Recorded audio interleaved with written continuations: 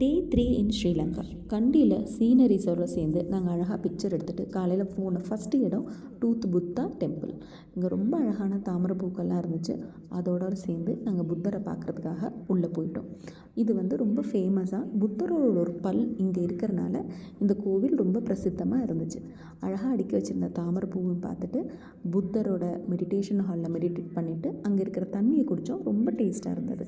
அங்கேருந்து நாங்கள் அடுத்து போன இடம் டீ பிளான்டேஷன்.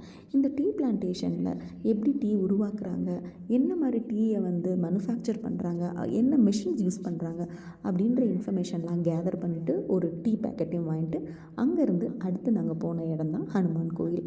இந்த ஹனுமான் கோயில் சின்மயானந்த மிஷின் தான் வச்சு நடத்துகிறாங்க. ரொம்ப அழகாக மெயின்டைன் பண்ணுறாங்க.